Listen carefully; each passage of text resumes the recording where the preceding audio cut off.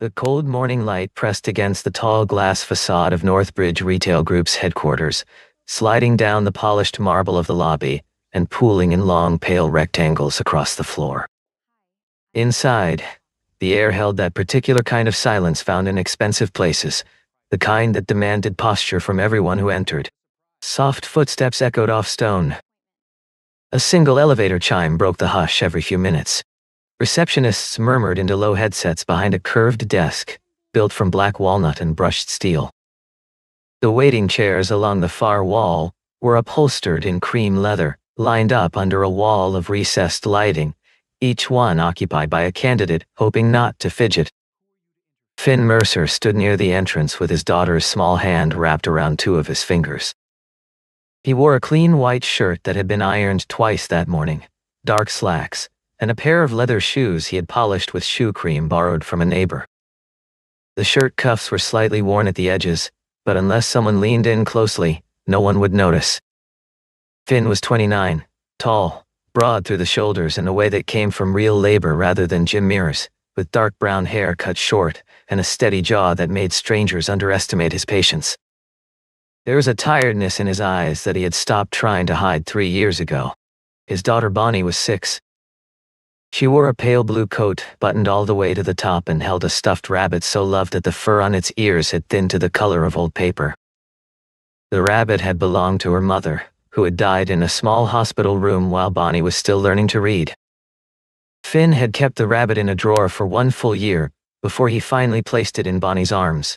Since then, the rabbit had not left her side. Finn knelt down to her level near the visitor sign-in. He smoothed the collar of her coat and tucked a strand of light brown hair behind her ear. "You sit in the big chairs," he said softly. "You hold Mr. Whiskers. You stay quiet. And if everything goes well, we get pancakes on Saturday." Bonnie nodded with a small smile, but her grip on his fingers tightened just before she let go. He stood, took a steady breath, and walked to the reception desk to confirm his interview slot. While he waited for the receptionist to type his name, the front doors opened again, and a young woman walked in. She did not announce herself. She did not wave to anyone. She simply stepped into the lobby the way some people step into a familiar room. She was 28, with chestnut hair that fell loose around her shoulders, and she wore a cream knee-length dress with a clean V-neck line that caught the cold light without trying to. Her heels made a measured sound against the marble. She carried a single small handbag and nothing else. No assistant trailed behind her. No security guard scanned the corners. No name badge sat clipped to her dress. That was enough for some people to misread her completely. She stopped at the desk and spoke quietly to the young receptionist, asking about a meeting on the executive floor. The receptionist, a young man with a careful expression, frowned at his screen and asked her to repeat the name. Before he could finish, a tall figure in a tailored navy suit walked out of the side corridor and crossed the lobby with practiced confidence. Clinton Harrow was 43 years old, gray at the temples in a way he believed made him look distinguished, and he wore his branch manager title like a coat he refused to take off indoors. He had a habit of scanning every newcomer for status markers before deciding how to speak to them. In the woman before him he saw youth, beauty, an absence of company escort, and a dress he had decided was too memorable for a serious morning. Within 3 seconds, he had filed her under a category he kept for people he believed were trying too hard to be seen. "Can I help you?" he said, but his tone was not a question. "I have a meeting with the executive team," the young woman replied. Clinton tilted his head with a small, measured smile. "The executive team does not meet strangers who walk in off the street because they wore a nice dress." The lobby seemed to go still. 2 candidates near the elevators glanced up, then looked away. A pair of staff members near the reception desk became suddenly interested in their screens. A young security guard standing by the elevator alcove shifted his weight and said nothing. The receptionist's hands hovered above his keyboard. Finn heard the words from where he stood. He turned his head slightly. The woman's posture had not changed. She stood there with her handbag in front of her, not flinching, not arguing, simply looking at Clinton the way a person looks at something they are deciding whether to remember. "Sir," she said evenly. I would like to call the executive office to confirm. Their assistant has my name. Names are easy to memorize, Clinton replied. They do not give you access to this building. The receptionist tried to speak up, but Clinton raised a hand without looking at him, and the young man fell silent. Finn felt his fingers tighten around the cardboard folder in his hand. He looked over at Bonnie, who had taken her seat in one of the cream leather chairs with her rabbit in her lap. She was watching the woman in the cream dress. Her small mouth was slightly open. He walked back to her, sat down in the chair beside hers, and tried to keep his voice low. Stay close, sweetheart, he murmured. I just need to wait for them to call me. Bonnie did not answer at first. She kept watching. Then she leaned toward him. Daddy, she said quietly, did that lady do something wrong? Finn shook his head once. Then, why is the man being mean to her? Finn opened the folder in his lap as if it could give him an answer. He saw his resume on top, the cover letter neatly printed, and the recommendation letters from his last supervisor at the warehouse he had run for 4 years before his wife got sick. He saw the gap. 3 years where there was no employer. 3 years that recruiters always asked about. 3 years that he had spent learning how to braid a child's hair and how to read prescription labels at 3 in the morning. He could not afford to lose this interview. The rent on their apartment was due in 11 days. Bonnie's medication for her breathing needed a refill at the end of the month. The savings account he and his wife had built together had thinned to a number he no longer said out loud. He swallowed the answer that rose in his throat. He told himself, just for one more minute, that staying seated was the right thing to do. He had a child to feed. He had a job to win. Across the lobby, Clinton had not finished. He stepped a half pace closer to the woman, lowered his voice in that practiced way some men used when they wanted everyone in a room to hear, and said, I would suggest you leave before you embarrass yourself further. The woman did not move. Bonnie tugged her father's sleeve. Daddy, she whispered, if everyone is quiet, what is she supposed to do? The words hit something in him that no salary number had ever been able to hold down. He looked at his daughter, then at the folder, then at the woman across the lobby. He thought of his wife, of the hospital chair he had slept in, of the day she had asked him in a soft, tired voice to make sure their daughter never grew up afraid of being kind. He had promised her. He had said yes without knowing how heavy that promise would become on a Tuesday morning in a marble lobby with rent due in 11 days. Clinton turned to the security guard. If she stays one more minute, he said loudly, remove her. We do not need this kind of thing dirtying the image of this company. The word dirtying made Bonnie flinch. Her small hand tightened around the rabbit. Her eyes filled. She looked up at her father. Daddy, she said, her voice trembling, are grown-ups allowed to talk to people like that? Finn closed the folder slowly. He set it on the chair. He stood up, smoothed the front of his shirt, and walked across the lobby. He stopped at a polite distance, close enough that Clinton had to acknowledge him, far enough that he was not crowding the woman. Sir, Finn said calmly, you can ask her to verify her appointment. You do not need to humiliate her to do it.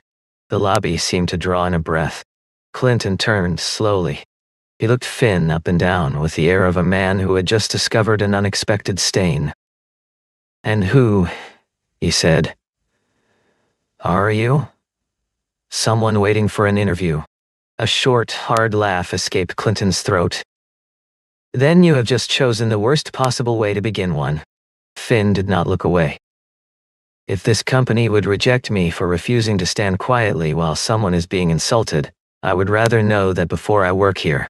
The woman in the cream dress turned her head slightly. For the first time that morning, her gaze settled directly on Finn. She studied him the way someone studies a rare instrument. Quiet. Patient. Memorizing. Clinton's smile thinned. Brave words from a man with a child on his arm, he said. Tell me, do you always bring your daughter to professional interviews? Bonnie had crept across the lobby and now stood half hidden behind her father's leg. Finn placed one large hand gently on the top of her head. My daughter is not the reason for you to look down on me, he said. She is the reason I have to be careful about how I live." A beat of silence followed. One of the receptionists looked away to hide an expression. A woman in a charcoal blazer near the back of the lobby pressed her lips together, as if she had wanted, for a long time, to hear someone say something exactly like that. Clinton walked over to the chair where Finn had left his folder. He picked it up between two fingers as if testing the weight of something he intended to throw away. "Then let us see," he said, "how much a moralist like you is actually worth." He flipped open the folder and read aloud, deliberately loud enough for the lobby to hear. 3-year gap, data. No current employer. Last position, warehouse operations. Single father. No professional references in the last 24 months. He looked up. "You stand in our lobby, lecture a manager, bring a child to a job interview, and expect us to believe you are an asset." Finn felt heat rise into his face. He felt Bonnie press closer to his leg. He felt 3 years of unread emails and missed calls and rejection letters crowd into his chest. He took one slow breath and held it for the count of 4, the way the grief counselor had taught him. "I am not asking for pity," Finn said, his voice level. "I am asking for a chance to interview. A man who walks away from a career for 3 years," Clinton said, "brings a child to a corporate floor and starts a scene at his own interview. That does not prove you are reliable. It proves the opposite." Bonnie made a tiny sound. Her face had turned down toward the floor. Her shoulders trembled. Finn knelt without taking his eyes off Clinton. He spoke softly, but every person in the lobby could hear him. "It proves," he said, "that I did not abandon the person who needed me. If you see family responsibility as a weakness, then you do not understand what responsibility is." The woman in cream dress closed her eyes for a moment. When she opened them, something in her expression had hardened into a decision. Clinton, however, was no longer aware of her. His attention had narrowed to Finn. "I will personally see to it," he said, "that you are never hired in this building." "You can do that," Finn replied. "What? I said you can do that." "But you cannot make me teach my daughter that silence in front of cruelty is the price of a paycheck." For a moment, the lobby felt smaller. Even the elevator chimes seemed to pause. Clinton's face shifted into a flat, thin smile that did not reach his eyes. "Security," he said sharply. "Escort him and the child out of the building." The young guard hesitated. He looked at Clinton, then at the woman in cream, then at the little girl with the worn rabbit. Slowly, with apology written across his face, he stepped forward. "Sir," he said quietly to Finn, "I am sorry. Please, this way." Finn nodded once. He did not argue. He bent down and gathered the loose papers Clinton had let fall back onto the chair. Some of the pages had slipped to the floor. Bonnie crouched immediately to help him, picking up each page with both hands, holding her rabbit tight under one arm. The sight of her small fingers pressing the wrinkled corners flat made the room ache. Finn knelt with her. He did not rush. He let her hand him each page as if it were something important, because to her it was. When they stood, Bonnie tucked her free hand into his. Finn turned back toward Clinton one last time. "Someday," he said, "you will understand that people remember how you made them feel longer than any title you ever held." Clinton smirked. "People like you always preach when they have nothing to lose." Finn looked down at his daughter. He looked at the small worn rabbit. He looked at the folder that held 3 years of nothing. "I have everything to lose," he said. "That is exactly why I have to choose right." He walked out, holding his daughter's hand, the security guard following 2 steps behind. The lobby door opened and the cold air of the street swept inside for one quick moment before the door closed again. The woman in the cream dress had not moved during any of it. Clinton turned to her with a sneer he believed had become triumphant. "And as for you," he said, "if you do not want to end up like him, I suggest you leave quietly." She finally spoke. Her voice was low, even, and carried a kind of warmth that did not match the words. "I will leave," she said, "when I am finished." Clinton frowned. He did not understand the sentence. He was about to ask her to clarify when he saw her open her handbag, take out a slim phone, and type a short message. The message read, "Bring the board upstairs now." She closed the phone, slid it back into the bag, and looked Clinton in the eyes for one long, unhurried second. She said nothing more. She did not need to. Outside, the wind cut around the corner of the building and pulled at Bonnie's coat. Finn led her across the wide stone steps to a low concrete planter. He sat down on the edge of it, set the wrinkled folder beside him, and lifted his daughter onto his knee. "Are you cold?" he asked. She shook her head. Then, after a small silence, she leaned forward and pressed her face against his shoulder. "I am sorry, Daddy." He pulled back so he could see her.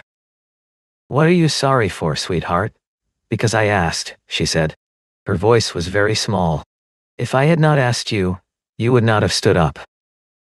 If you had not stood up, the man would not have been angry. If the man had not been angry, you would still have your interview." Finn felt the back of his throat burn. He reached up and tucked the same strand of light brown hair behind her ear that he had tucked away in the lobby. "Bonnie," he said carefully, "you did not cost me my job. You reminded me who I am. But what if you do not get a new job?" For a moment, he could not answer. He looked across the street, at the buses pulling up at the curb, at people walking past with paper coffee cups and gloved hands. He thought about lying. He thought about telling her everything would be fine, the way fathers in books did. But this was his daughter, and she had asked him a real question, and she deserved a real answer. "I do not know yet," he said quietly.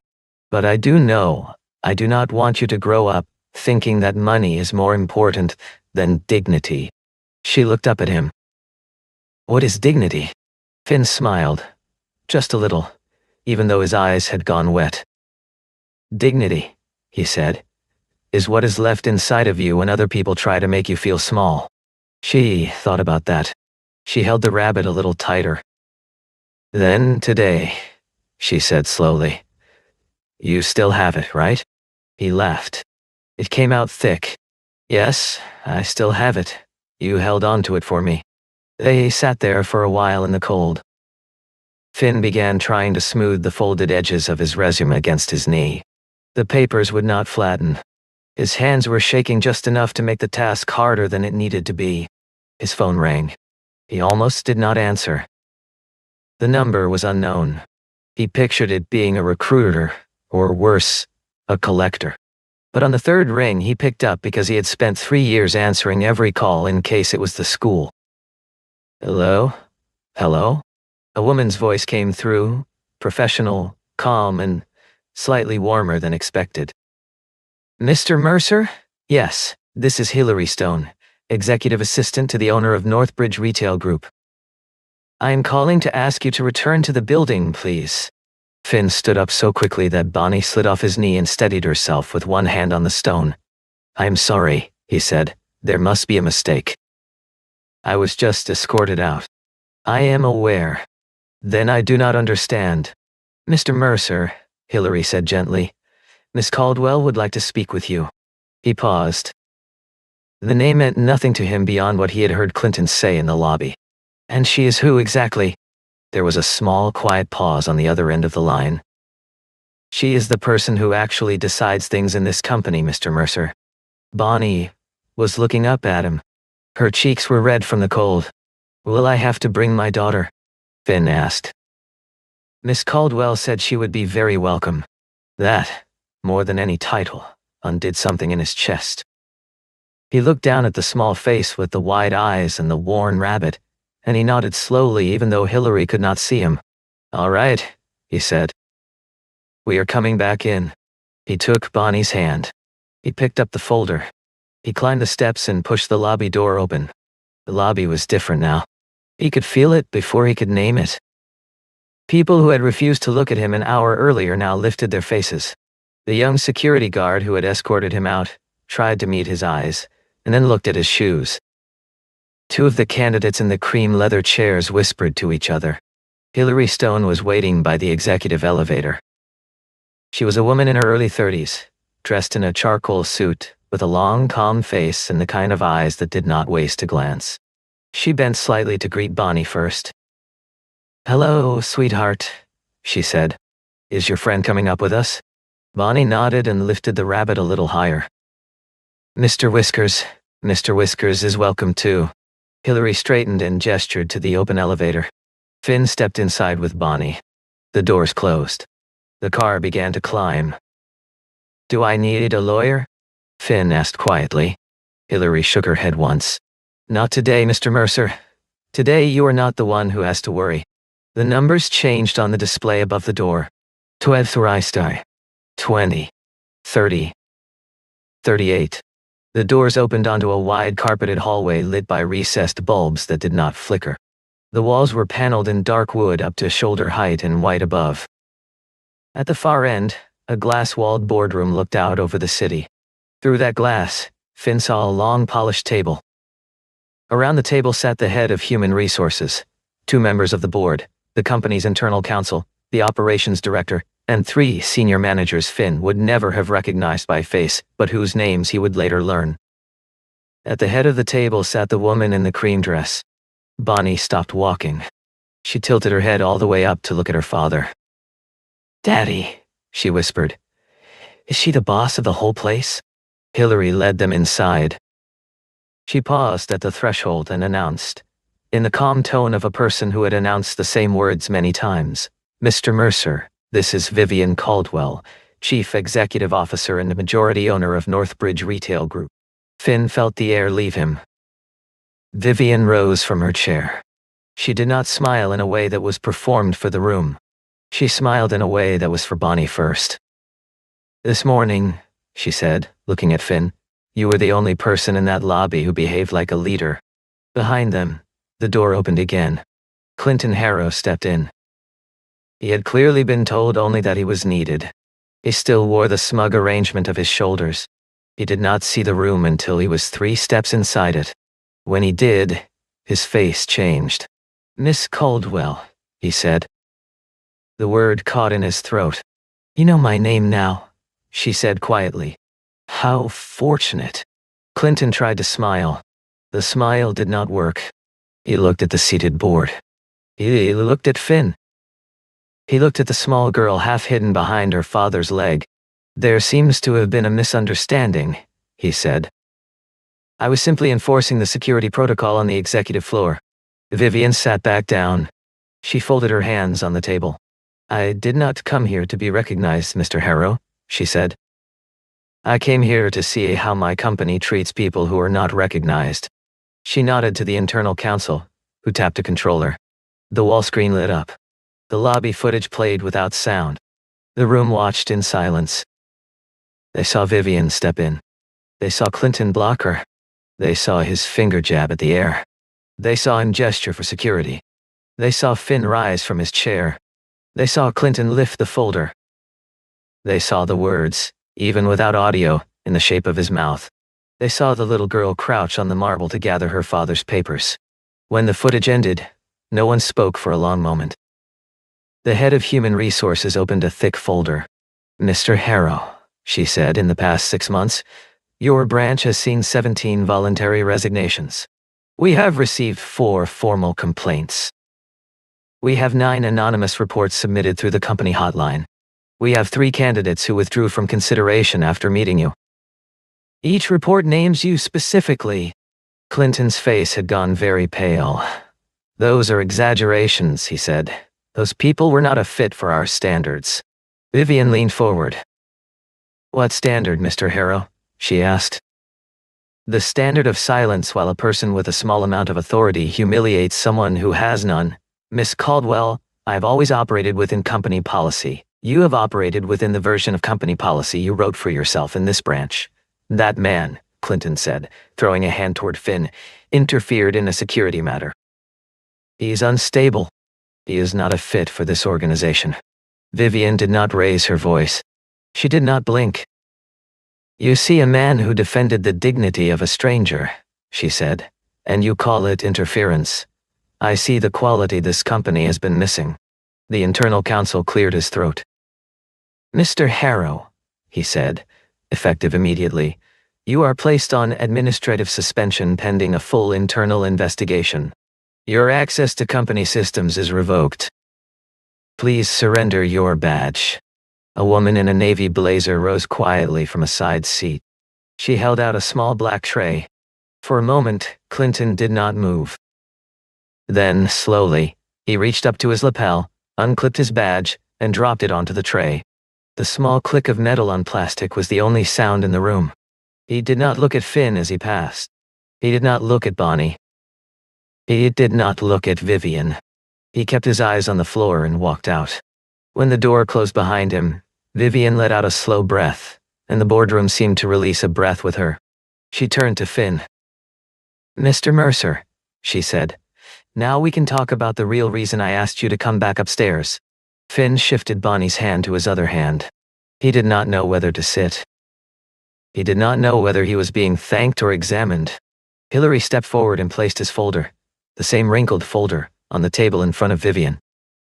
The bent edges had been carefully smoothed. "While you were outside," Vivian said, "I asked our people to look at your file. 11 months at Maplebrook Distribution, 2 years at Carter Logistics, 4 years as warehouse operations supervisor at Halverson Retail. You reduced order processing time by 18%. You cut shipping errors by nearly a quarter. You trained teams under conditions that broke other supervisors. And then you stopped 3 years ago, because someone in your home needed you more than your career did." Finn opened his mouth, but nothing came out. He had not heard his work spoken about in that order in a very long time. "That gap," Vivian said, "is not a hole. It is a record. It tells me that you are capable of putting people above performance when both are demanded of you. That is not a deficiency, Mr. Mercer. That is a qualification." He swallowed. "I was just doing what any father should do," he said quietly. "Many of the fathers in that lobby this morning were also fathers," she said. "They were quiet. You were not." She looked at Bonnie. She came around the side of the table and lowered herself slowly, deliberately, until she was kneeling at Bonnie's eye level. She did not speak to her in a high, bright voice. She spoke to her the way a person speaks to someone whose opinion matters. "Hello, Bonnie," she said. "May I tell you something?" Bonnie nodded. "Your father was kind today," Vivian said when he did not know who I was. "That is the truest kind of kindness there is." Bonnie tilted her head. "Was my daddy chosen because he was nice to you? Your daddy was chosen because he was kind when no one expected him to be. That is the only kind of kindness I trust." Bonnie looked up at her father, then back at Vivian, then carefully held out the rabbit a few inches forward, as if introducing him. "This is Mr. Whiskers." Vivian smiled. "Hello, Mr. Whiskers. Thank you for taking such good care of her." She stood up. She turned back to Finn. "I'm not offering you a position because of what happened today," she said. "I am offering you a position because of who you have been every day before today. We are building a new internal division. Its purpose is to reform the operations culture across our regional branches, to train managers in ethical leadership, to create real channels for frontline staff to be heard, and to protect candidates and customers from the kind of conduct you saw this morning. I would like you to lead operations oversight in that division." Finn felt something tighten in his chest that he did not have a name for. "Miss Caldwell," he said, "I have to be honest with you. I am a single father. There will be days when my daughter needs me before this company does." "Good," Vivian said. "A company that cannot respect the family of an employee has no right to claim it respects its customers." He stood very still for a moment. Then he nodded, once, slowly. "I would be grateful," he said, "for the chance." "It is not a favor, Mr. Mercer," she said. "It is a hire." The head of Human Resources slid a folder across the table. Hillary stepped to Finn's side and gently took his old, wrinkled folder from his hand, replacing it with the new one. The new folder was clean, crisp, and embossed with the company name in quiet lettering. Bonnie looked up. "Daddy," she whispered, "do we still get pancakes Saturday?" "Yes, sweetheart," Finn said. His voice cracked, but only a little. "We still get pancakes." A few minutes later, Hillary walked them back to the elevator. Several staff members along the corridor stood as Finn passed. One older woman in a gray cardigan, whose name he would later learn was Marjorie, pressed her palm briefly to her chest and gave him a small nod. At the elevator, the young security guard from the lobby was waiting.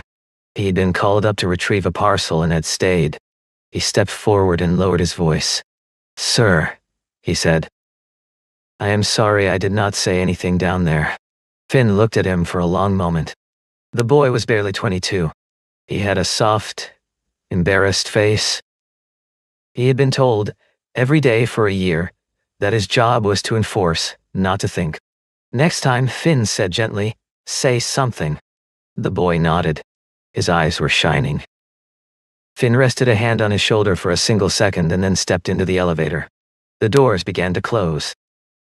Through the narrowing slit of the doorway, Finn saw Vivian Caldwell standing once more behind the long glass wall of the boardroom. She watched the two of them, the man in the wrinkled white shirt and the girl with the worn rabbit, the way someone watches the first warm light reach a room they had been trying for months to repair. The doors closed. The car began to descend. Bonnie tipped her head against her father's hip. "Daddy?" "Yes, sweetheart. I think Mommy would have liked her." Finn closed his eyes. He pressed his hand over the top of his daughter's head and held it there. The elevator counted down quietly, one floor at a time. When the doors opened in the lobby, the cold light still pooled across the marble floor. The leather chairs still held their candidates. The receptionists still murmured into their headsets. But the air in the room had changed in a way that someone walking in for the first time would not be able to name. They would only feel that something had been corrected and not yet announced. Finn lifted Bonnie into his arms. She wrapped one small arm around his neck and held the rabbit between them. He carried her out into the morning, and the door swung shut behind them. Sometimes the person who is chosen is not the one with the cleanest resume, and not the one who knows how to say the easiest thing. Sometimes the person who is chosen is the one who is still kind when kindness might cost him everything. And sometimes, when the world finally looks up and notices, it is because a 6-year-old girl held tight to a worn rabbit and asked a question her father could not answer with silence.